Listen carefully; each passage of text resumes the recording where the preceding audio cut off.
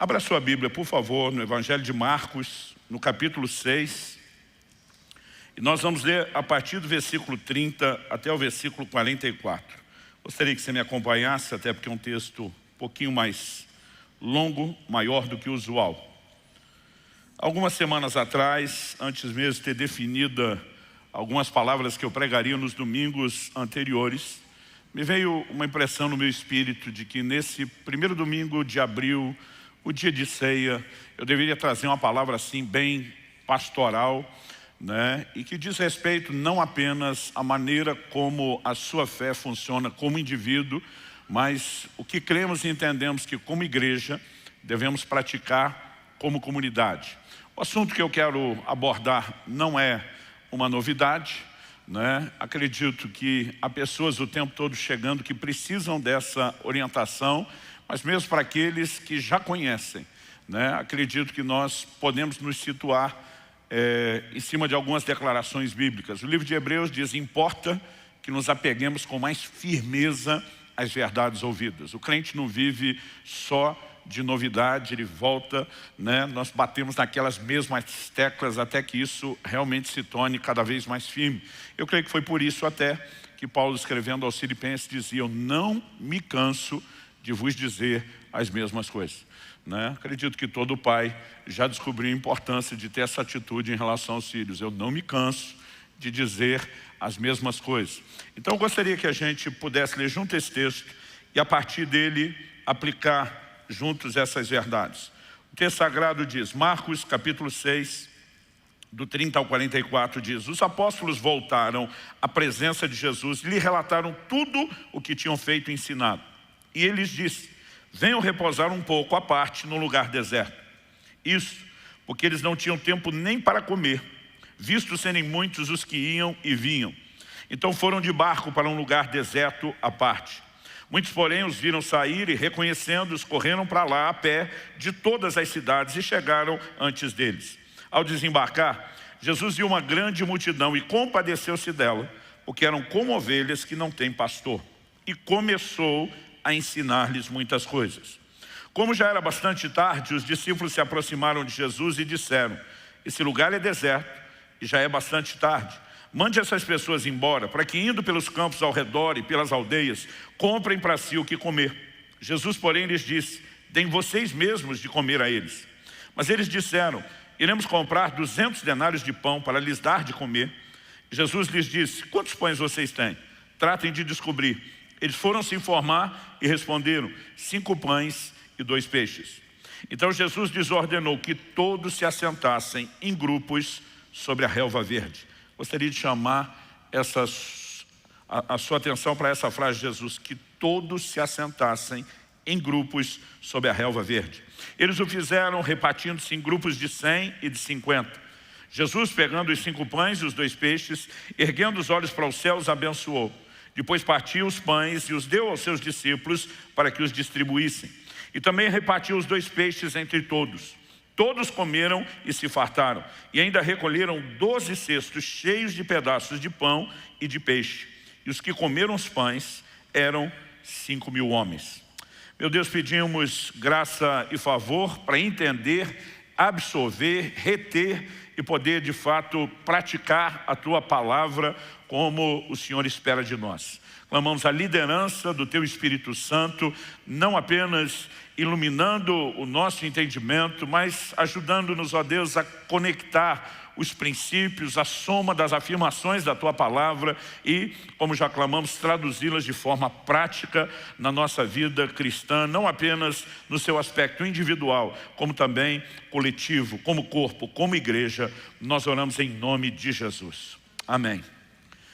Bom, os primeiros 3 anos do meu ministério, eles eram definidos por um ministério itinerante. Eu não tinha, o compromisso de permanecer na igreja local e servia diversas igrejas, pregando em muitos lugares e cidades. E basicamente a ênfase do ministério eram reuniões de avivamento. Então, não apenas a cada domingo, mas muitas vezes a gente já começava ali quinta, sexta, sábado, domingo, fazendo as campanhas. Em outros lugares ministrávamos durante a semana. O que eu fazia era pregar, ensinar e orar com as pessoas. Quando comecei a pastorear, eu descobri que eu continuava fazendo as mesmas coisas que antes. Eu pregava, eu ensinava, eu ministrava as necessidades das pessoas e eu olhava para a diferença do ministério itinerante e o pastoral e dizia: a diferença é que no pastoral eu faço isso toda semana no mesmo lugar. Demorou para entender o que de fato significa pastoreamento. E algo que eu e você precisamos reconhecer é que Jesus olha para aquela multidão, uma multidão que o seguia, que o acompanhava, né, que o ouvia constantemente, para quem ele ministrava. E a Bíblia diz que ele se compadeceu deles porque eram como ovelhas que não têm pastor. Em outras palavras, ele não se reconheceu pastor daquela multidão. Ou, em outras palavras, ele reconheceu que o que ele fazia não era o apacentamento. Embora sabemos o quanto ele se preocupa com isso, a ponto de ter perguntado lá em João 21, a partir do verso 15 para Pedro: Pedro, tu me amas? Pedro responde: tu sabes que eu te amo. E diz: então apacenta as minhas ovelhas. Essa compaixão mostra o coração pastoral de Jesus, mas também nos revela que pastoreamento não é aquilo que ele oferecia. Esse foi o choque que eu tive quando de repente descobri que, apesar de agora me chamarem pastor, de eu estar toda semana na mesma igreja, eu continuava fazendo a mesma coisa que antes, em outros lugares, não me caracterizava como pastor. Isso me gerou um questionamento profundo. Somado a isso, nós vimos a igreja crescer rapidamente, pessoas chegando, gente se convertendo, e quanto mais nos desdobrávamos para atender as pessoas, a sensação que a gente tinha é que cada vez menos a gente conseguia dar a atenção que era necessária, embora cada vez mais havia um desgaste profundo, uma sensação de, se continuar nesse ritmo, nós não vamos dar conta. E Deus usou esse texto para me fazer enxergar não apenas a nossa realidade reproduzida aqui, mas o que eu creio ser a grande solução que Ele tem para nós. E para que a gente entenda as lições desse texto, eu acredito que a gente tem que começar pelo contexto.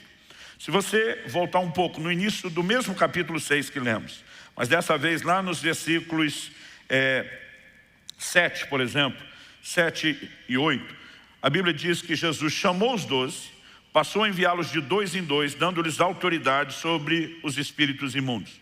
Ordenou-lhes que não levassem nada para o caminho, exceto um bordão, nem pão, nem sacola, nem dinheiro. Verso 9 diz que fossem calçados de sandálias e não usassem 2 túnicas. E ele diz, o versículo 12, diz que então eles, saindo, pregavam ao povo que se arrependesse. Expulsavam muitos demônios.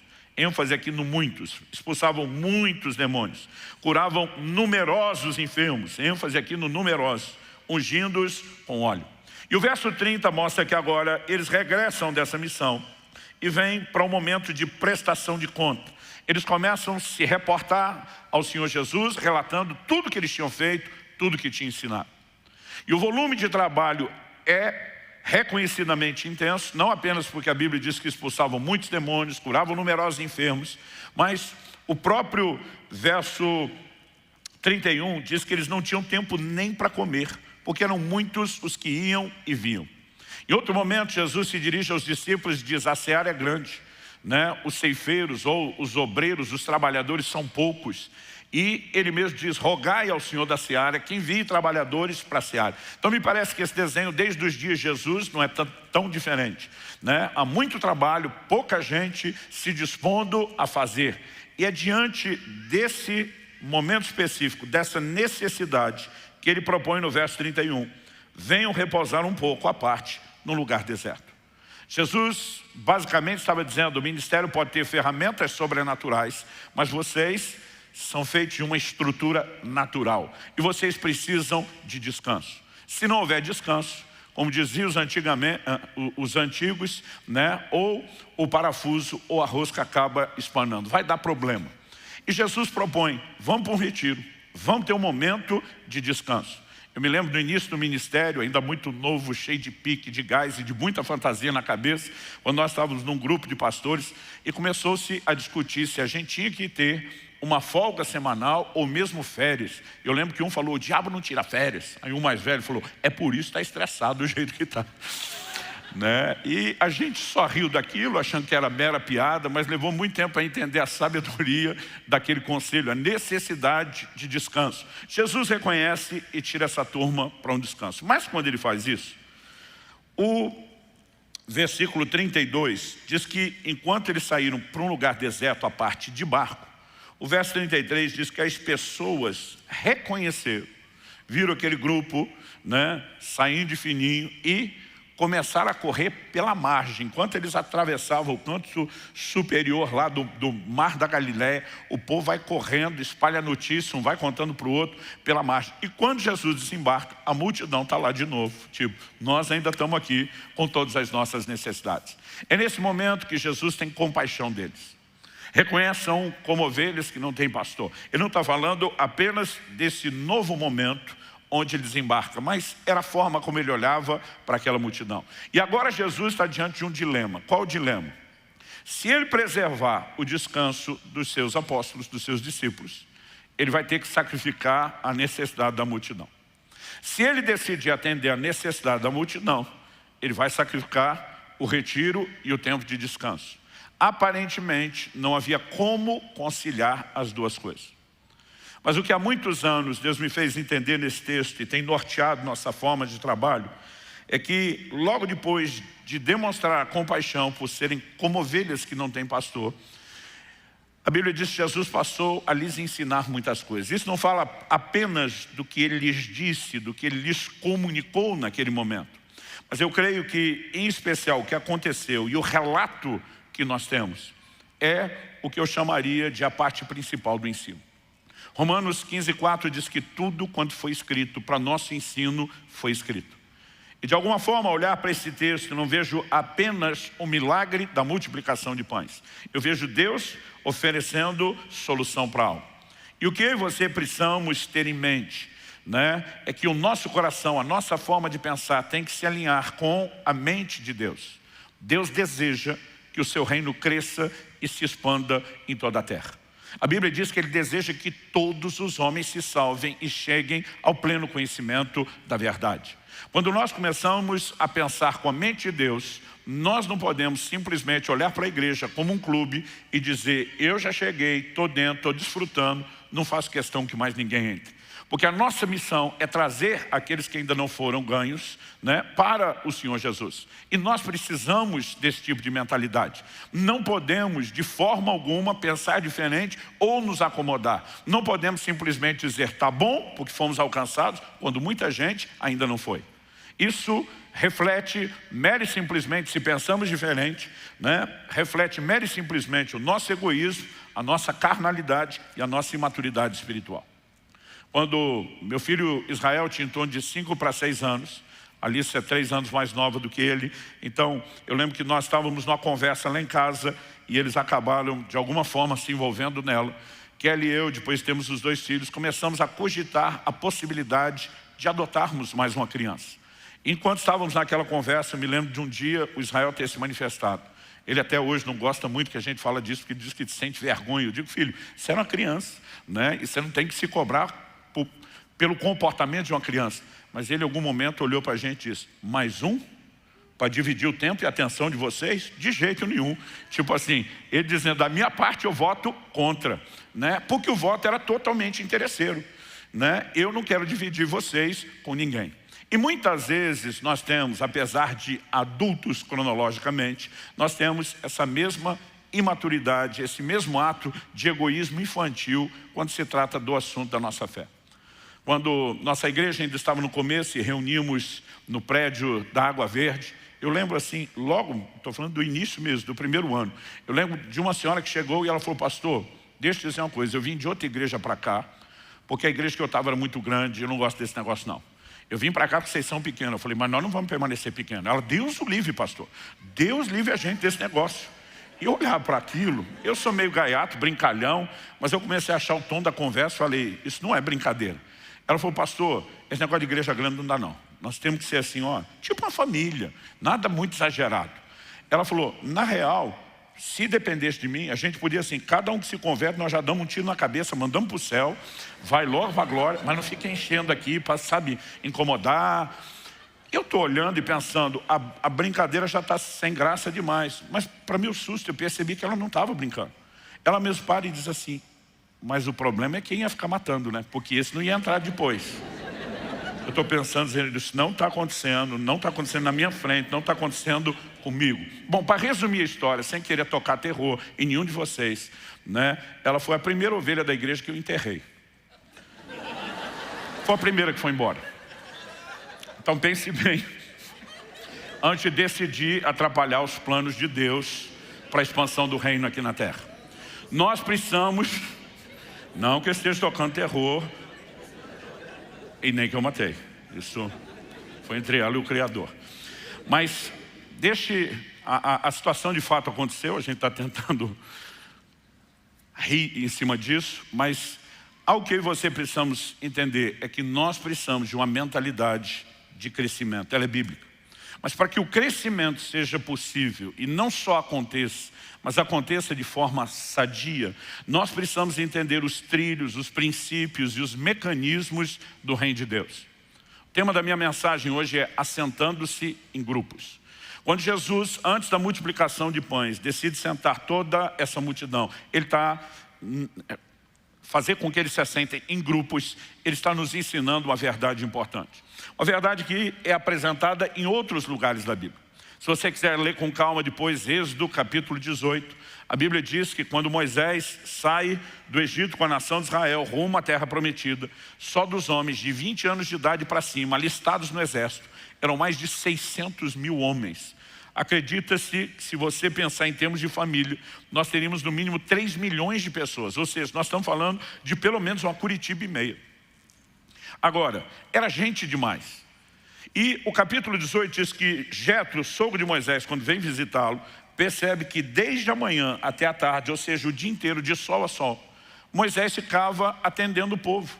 Ele dizia: o que é que você está fazendo? Não, é que eles têm as suas causas. Eles vêm para mim, para eu aconselhá-los, orientá-los, para eu julgar as situações. E o Jetro simplesmente olha para ele e diz: você vai se matar e matar o povo se você continuar fazendo isso. Ele simplesmente diz: olha, consulta a Deus e vê se ele dá o aval. Mas ele diz basicamente o seguinte: representa o povo diante de Deus. Ele está dizendo: você como líder é quem tem a maior responsabilidade de orar em favor desse povo e representar o povo perante Deus. Depois disso, seu segundo e principal papel: ensina-lhes os estatutos e as leis, o caminho onde eles devem andar. Se você tem um ensino coletivo, eles podem fazer um filtro de aplicação pessoal diante daquilo que vai surgindo. Então, os que vão te procurar são apenas aqueles que têm dúvidas em relação a algumas coisas. E não que cada um vai ser ensinado no mano a mano, pessoalmente, por um único líder. Em outras palavras, já está dizendo: isso nunca vai funcionar. E basicamente nós temos um princípio de gestão e de administração envolvido aqui. Mas ele diz: para que o povo possa ter acompanhamento, ainda assim, eu oriento você a fazer da seguinte forma. Jetro diz para ele: estabelece chefes de 10. Cada 10 pessoas, um grupo de 10, terá um líder. Ele diz: levante líderes de 50. Isso significa o quê? Ele está falando de uma cadeia de comando, de uma hierarquia, de uma rede de supervisão. Cada 5 líderes de 10 com seus grupos serão acompanhados por um líder de 50. Ele diz: coloque líderes de 100, líderes de 1000, né? E aquilo, obviamente, tem o aval de Deus, porque Moisés implementou isso. E ele diz para Moisés: apenas a causa difícil vai chegar a você. Então, vai existir um filtro. Aquilo que você já ensinou e as pessoas sabem como agir, elas não procuram atendimento. Quando procurarem, ele procura para o seu líder de 10. Se ele tiver dificuldade, ele pede ajuda para o de 50, que pede para o de cima, que pede para o de 5. Se for muito complicado, chega em você. E basicamente, quando nós decidimos trabalhar em células, não é apenas porque vemos na Bíblia o princípio de igrejas nas casas, mas estamos somando e aplicando diversos princípios. Então, por exemplo, eu me lembro alguns anos atrás de uma situação em que um casal de uma célula foi buscar ajuda com os líderes ali, né? O líder e o líder em treinamento. E eles não sabiam lidar com aquilo. E eles pediram ajuda para o supervisor.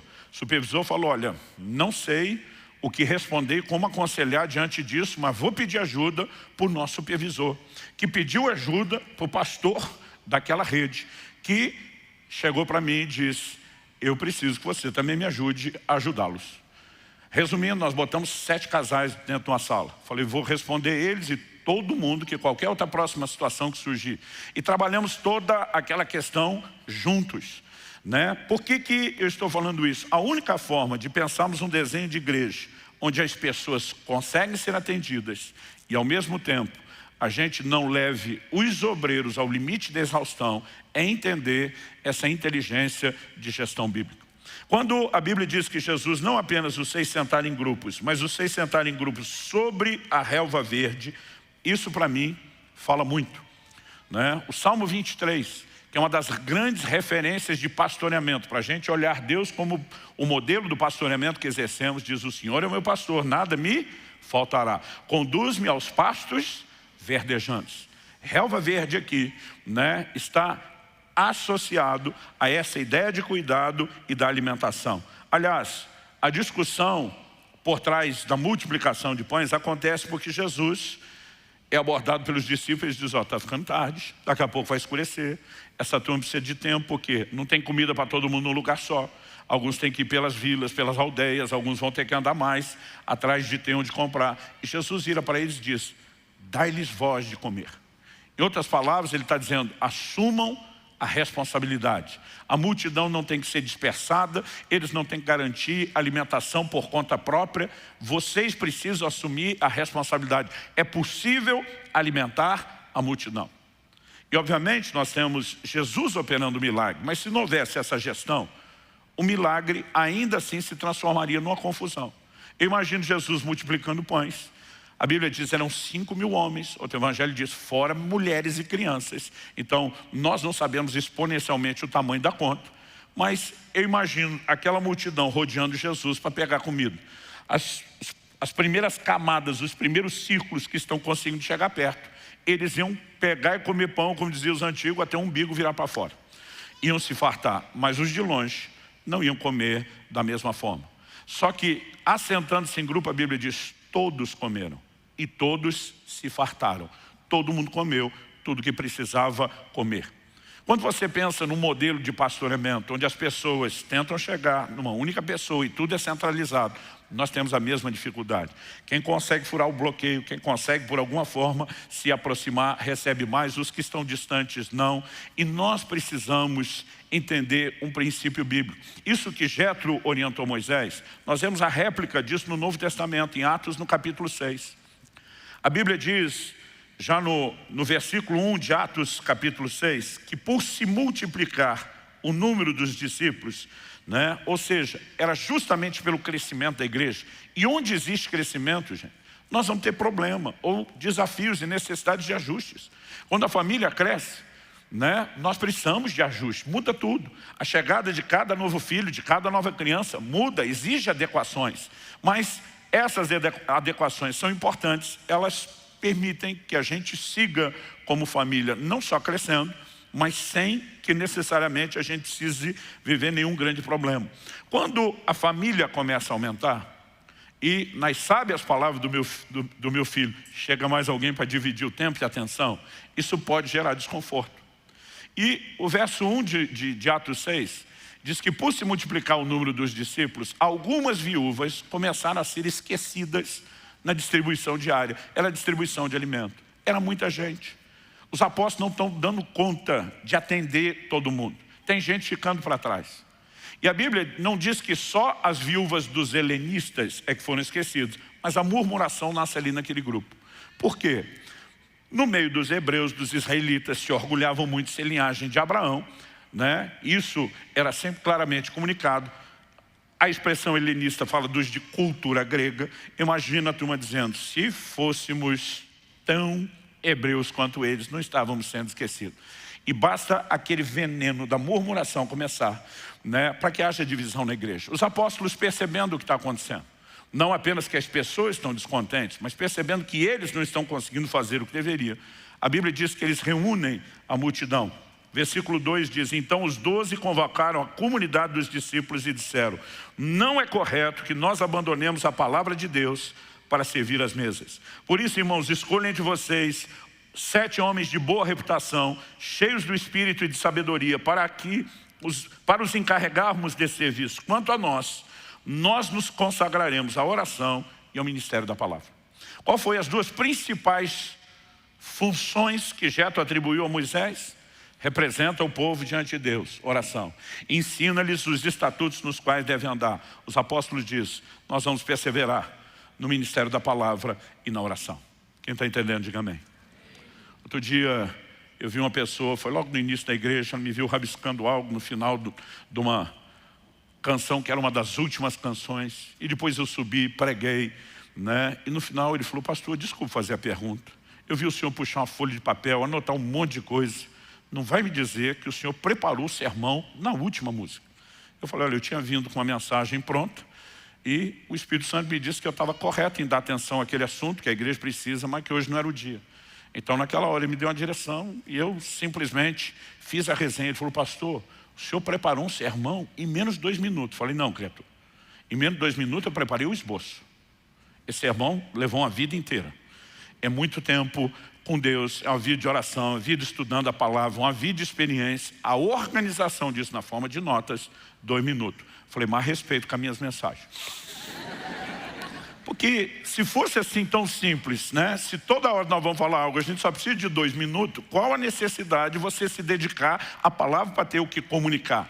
Então, naquele momento eu falei, olha, só quero que você entenda, né, que a coisa não é tão simples e nem tão rápida. Nós temos uma responsabilidade, antes de mais nada, de buscar em Cristo. Ele é o único que pode de fato multiplicar e dar alimento de verdade, né? Nós temos essa responsabilidade de buscar nele e entregar.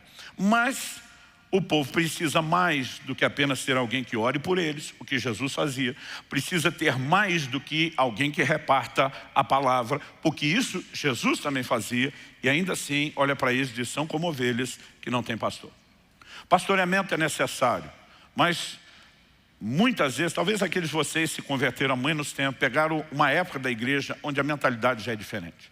Mas deixa eu dizer, o modelo de igreja que a minha geração pegou, crescendo desde criança, era muito diferente. Eu lembro quando garoto, igrejas de 200 pessoas eram consideradas igrejas grandes. Igreja de 400, 500, para nós assim era muito grande. Mas se a igreja tivesse 1000, já era mega church. Não vivíamos essa realidade. Isso criou toda uma tradição, um modelo. Principalmente nas estruturas denominacionais, quando terminava o culto, o pastor ia para a porta, pegar na mão de todo mundo, ele conhecia todo mundo, nome por nome, né? Hoje a gente nem conseguiria isso, porque são 6 portas só para sair daqui, né? Mas eu fico imaginando a dinâmica, o tempo que a gente precisaria no intervalo entre esse terceiro culto, por exemplo, e o próximo, o quarto, o tempo que precisaria para pegar na mão de um por um e cumprimentar todo mundo. Teve um dia que eu estava num voo, eu sentei, fui acomodado num dos assentos da frente e alguém que estava acompanhando no dos fundos. E eu fiquei ali esperando a pessoa que estava do fundo sair, para a gente sair junto. Gente, eu fiquei com dó daquela comissária. Tem um bom dia, senhor. Tem um bom dia, senhor. Tem um bom dia, senhor. Tem um bom dia. Quando eu parei de contar o tem um bom dia de número de 89, eu falei, deixa, eu não vou acompanhar isso, né? E eu fico tentando imaginar que desenho seria hoje. Mas me lembro de uma época que o pastor que não fizesse isso, não conhecesse todo mundo pelo nome, não pegasse na mão de todo mundo, ele não era pastor.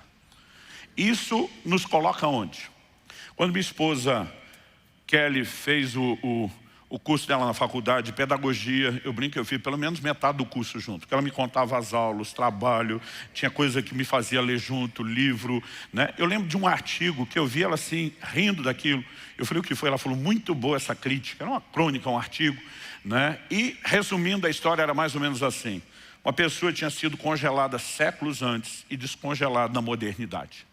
Quando ela voltou à vida, o choque foi gigantesco, né? Eletricidade, carros, avião, nem se fala. A pessoa estava apavorada com aquele novo mundo moderno, diferente de tudo aquilo que ela conheceu. E a crítica terminava com essa pessoa encontrando, né, um lugar de tranquilidade nas escolas, porque diz que tudo estava exatamente igual séculos atrás. Era para criticar a falta de avanço no sistema educacional. Eu também ri daquilo e pensei na época, não seria diferente em algumas igrejas, né? Porque muitas vezes nós queremos ficar com aquela mentalidade da época que existia nas cidades pequenas do interior, o médico de família. Ele conhecia todo mundo, né? Esse não é mais a nossa realidade, principalmente a realidade dos grandes centros. Nós não podemos imaginar o desenho de uma igreja que cresça como Deus quer que cresça, com um modelo de assentamento que ou sufoca esse crescimento ou expande a liderança. E a Bíblia tem solução para as duas coisas. Qual a solução?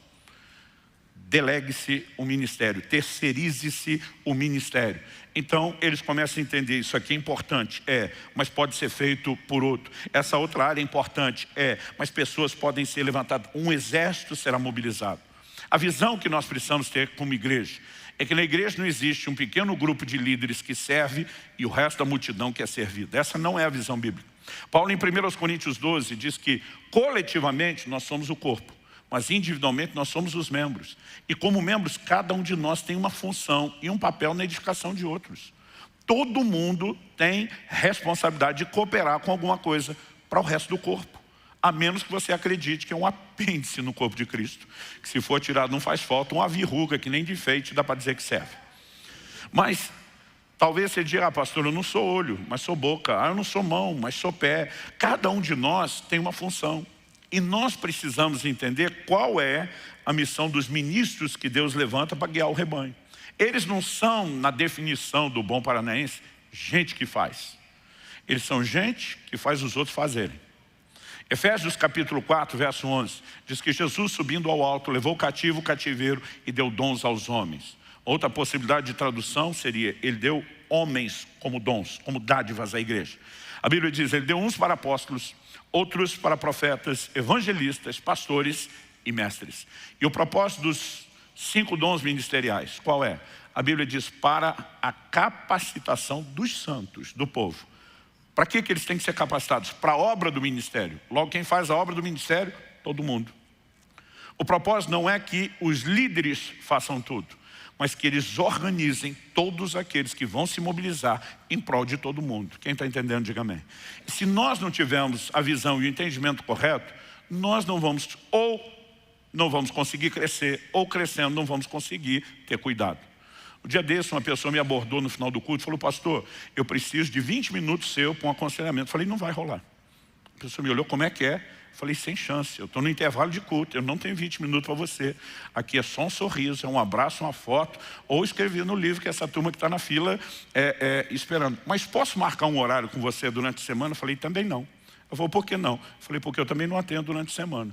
Hoje eu pastorei os pastores de todas as nossas alcances e todos eles nos ajudam num modelo de pastoreamento. E nós precisamos entender que isso não se trata de ter um posicionamento de dizer queremos ser inacessíveis. Nós queremos ser acessíveis para muito mais gente do que o que já temos.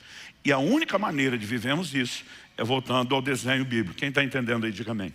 Então, ao olhar para essas verdades, nós precisamos entender a importância das células, que é o termo que nós usamos para nos referir a esses grupos, ou o que era no Novo Testamento chamado de igreja nas casas. Outro dia alguém falou para mim, não tem o termo célula na Bíblia. Falei, apesar disso, não deixe de ter uma célula no seu corpo. Falei, o que nós temos na Bíblia é uma comparação e uma alegoria em 1 Coríntios 12, de que as divisões do corpo falam a respeito de nós e do nosso papel. Eu falei, provavelmente se Paulo tivesse o conhecimento biológico que nós temos hoje da célula, entendesse o crescimento via multiplicação, pode ser que ele tivesse usado a figura que nós decidimos usar. Mas apesar do termo célula que nós aplicamos não está lá, o princípio da igreja nas casas, dos pequenos grupos, de ter chefe de 10, de 50, todos eles estão lá. E nós queremos praticá-los. E é importante que você entenda por quê. Eu sei que não dá para toda hora dar satisfação de tudo o tempo todo, mas de vez em quando a gente precisa de um alinhamento. Um dia alguém chegou para mim e falou, pastor, eu já vim no culto de domingo, para que eu tenho que ir em outra reunião na casa durante a semana? Eu falei, são reuniões diferentes. Ele falou, tirando o lugar, qual a diferença? Eu falei, meu amigo, na reunião de domingo, na celebração de domingo, você vem para receber, você não vem para dar. Na reunião de célula, a gente espera que você vá muito mais para dar do que para receber. E ele me olhou, como assim? Eu falei, está aqui, ó, 1 Coríntios 14, 26. Quando vos reunis, cada um de vós tem, ele diz, um tem salmo, está falando de cantar, ou tem doutrina, está falando de instrução, ou tem revelação, ou tem língua, tem interpretação. Agora ele começa a falar dos dons. O ambiente onde podemos usar aquilo que Deus nos deu para edificação de outros, são as reuniões menores. Seria impossível numa reunião como essa, com essa quantidade de gente, permitir que todo mundo participasse. Que cada um fizesse uma oração, que desse uma palavra de instrução, que cantasse, mesmo que a gente selecionasse quem tem aptidão. Porque, por exemplo, se eu cantar, você vai embora na hora. Aliás, outro dia alguém falou, pastor, se o senhor cantar é batalha espiritual, até os demônios devem correr de tão ruim que é. Mas mesmo que você selecione os que têm aptidão, o dom, o talento, a prática, ainda assim é muita gente, para que cada um seja colocado para ter uma participação, né? Se você pegar cada área de dom, de gente que pode... Como que nós poderíamos viver a realidade de uma grande igreja? Seria impossível. Agora, por outro lado, Deus também não quer que a gente tenha uma multidão de pessoas que só recebam e não dão. Gente que só recebe, não reparte o que recebe, se torna que nem um marmoto.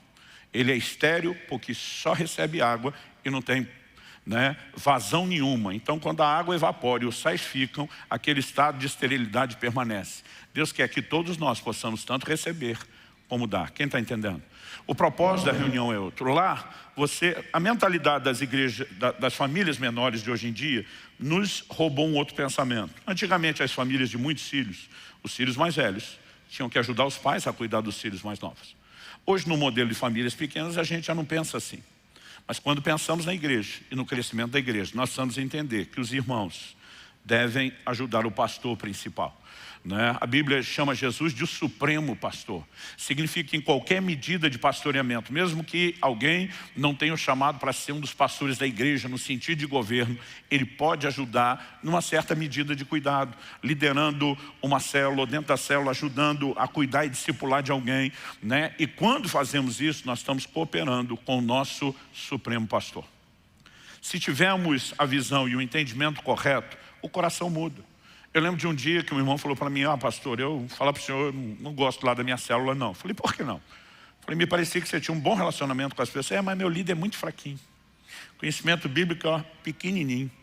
Eu olhei para ele e falei: é por isso que nós precisamos de você lá. Ele: como assim? Eu falei: justamente por causa, honestamente, quando alguém já se compara com outro para falar que tem mais, eu já acho que tem algo muito errado. Mas eu olhei para ele e falei: justamente por causa de todo esse conhecimento e essa bagagem que você carrega, é que você pode contribuir na célula. Eu falei: agora, se você acha que vem na reunião de domingo para aprender, e que vai lá para aprender, e que todo lugar você só vai aprender, não vai ensinar ninguém, eu quero te perguntar, por que exatamente você está aprendendo? Para que serve todo esse conhecimento se você não quer repartir? Eu falei: agora, se o seu líder não teve a oportunidade de aprender como você aprendeu, e pode ter alguém com você na célula ajudando, você não consegue ver nisso utilidade?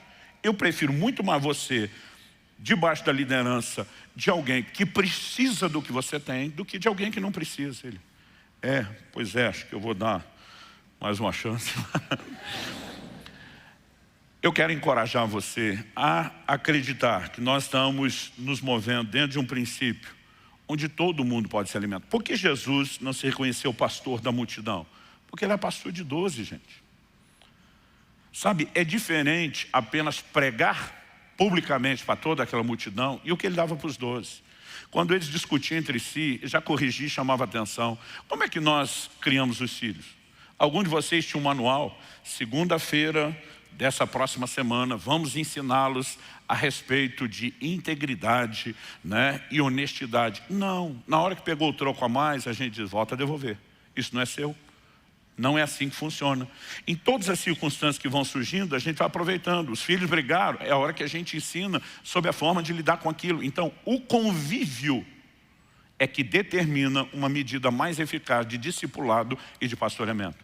Quando a Bíblia diz que Jesus chamou os 12, a Bíblia diz: ele os chamou para que eles estivessem com ele. É esse relacionamento que gera algo mais. Precisamos do que temos aqui nos cultos e celebrações de domingo? É claro. Agora, é isso que define o pastoreamento? Não. Nem de vocês que congregam aqui. O que dizer das pessoas? Pensa num negócio, gente, que assim me põe à prova, me testa. É quando nos lugares que eu estou pregando por aí, viajando, ou mesmo quando me abordam em aeroportos, em tantos lugares, as pessoas dizem: o senhor é o meu pastor virtual. É a mesma coisa que apertar um botão que liga um vulcão dentro de mim. Eu falo: segura, segura, segura, né? Porque minha vontade é olhar e dizer: não existe pastor virtual. Eu sei que a pandemia permitiu uma inclusão digital, inclusive nessa mentalidade de cultos. Transmitimos reuniões, porque muitos das nossas ovelhas no início, quando estavam viajando, diziam: não queremos perder culto, não queremos estar desconectados, né? Temos familiares que ainda não vão à igreja, temos pessoas em tais lugares. Começamos a abrir isso e dizer: vamos alcançar. E às vezes nós temos mais gente assistindo a reunião online do que o que temos aqui no presencial, sem contar o alcance, né, que a própria gravação gera depois. Mas chamar isso de pastoreamento, eu não posso concordar.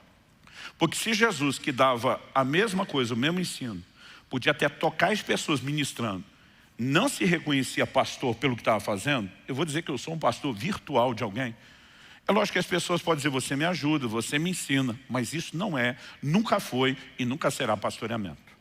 Então é importante que isso seja entendido, né? De vez em quando alguém diz, mas pastor, não rola uma conversa com você? Eu falei, hoje eu cuido e apacento efetivamente, eu e minha esposa, um casal dessa igreja, desde dezembro de 2018, que é o Marciano e a Adriana, que assumiram a liderança da igreja, que nos ajudam a cuidar dos demais pastores, que ajudam a cuidar dos demais coordenadores, supervisores, líderes de célula, e que procuramos todos juntos estender cuidado. Porque se pensarmos que o pastoreamento envolve relacionamento, não dá para pensar de forma diferente. Agora, Jesus, quando estava multiplicando pães, ele não foi direto para a multidão. Ele está dando aos seus discípulos, aqueles que ele apacenta. Eles, por sua vez, estão levando aos grupos. E porque tinha a organização dos grupos, a Bíblia diz, todos comeram e todos se fartaram. E não apenas isso. A Bíblia diz que eles voltam com 12 cestos cheios. A gente descobriu que nesse sistema, aquela pessoa que está sendo alimentada e pode ajudar a alimentar, ela nunca fica desprovida. Uma das coisas que me impressionaram logo no início do meu ministério viajando, era ver muitos pastores esgotados, porque viviam alimentando os outros, mas eles mesmos não tinham ninguém que os alimentasse. E quando nós olhamos para a sabedoria desse modelo bíblico, não é opcional. Outro dia uma pessoa chegou e falou, eu não concordo com esse sistema. Eu falei, você tem duas opções, entender e passar a concordar ou arrumar outro lugar para congregar. Eu falei, a igreja não vai se ajustar à sua ignorância, né? Falei, ignorância não era o comportamento, era falta de entendimento. Falei, isso é um modelo bíblico, isso é uma convicção que temos e isso não vai mudar. Agora, se você não quer ser parte de um pastoreamento efetivo, não acho que porque você não quer entrar, que você vai furar fila e ter pessoas atendendo você fora do formato. É importante que como igreja a gente entenda essas verdades. Não só para que nos apeguemos com mais firmeza, mas para que de fato a gente faça da forma correta. Porque tem gente até de bom coração. Ah, disseram para fazer, vamos lá. Mas muitas vezes por não entender, nem ele consegue desfrutar da estrutura, nem ele acaba ajudando e nem sendo uma inspiração para mobilizar outras pessoas. Resumindo, né, principalmente nesse pós-pandemia, já estamos pela fé falando que é pós, né, principalmente nessa nova fase, nós teremos uma grande mobilização em prol das células e do funcionamento correto das células. E eu senti muito forte da parte de Deus de trazer essa palavra, tanto fortalecendo valores que já temos na casa, como ajudando aqueles de vocês, talvez chegando nos últimos anos, né, não entenderam tanto porque isso para nós é tão importante. Então, eu realmente espero que isso possa te ajudar, não só estar alinhado com a visão, com a maneira como funcionamos, mas fazer isso com entendimento. Vamos orar? Pai, te pedimos mais uma vez a capacidade de compreensão e entendimento espiritual. Oramos, ó Deus, que aquilo que ouvimos do Senhor possa ter o seu efeito não apenas aqui e agora, mas sofra aquela ação personalizada do Espírito Santo de aplicação prática, de aprofundamento. Nós somos gratos por ser parte de um reino em movimento, em contínuo crescimento. Nós oramos que possa haver no coração de cada um que é parte dessa casa um anseio para ver cada vez mais pessoas sendo alcançadas para Cristo, cuidadas aos milhares. Nós ousamos acreditar naquilo que o Senhor tem. Queremos ter um coração alinhado com o Teu, mas também não queremos nos perder no processo, ou vendo obreiros que se esgotam sem conseguir atender, ou vendo a multidão negligenciada. Queremos andar naquilo que o Senhor estabeleceu, de forma tão sábia, e queremos, ó Deus, dessa forma te honrar. Clamamos graça para vivermos, ó Deus, o aperfeiçoamento daquilo que já estamos desde tanto tempo como igreja procurando praticar. Queremos viver o aperfeiçoamento, o amadurecimento, debaixo da liderança do Teu Espírito Santo. E oramos por isso em nome do Senhor Jesus. Amém. Amém. Se você recebe essa palavra, diga eu recebo. Glória a Jesus.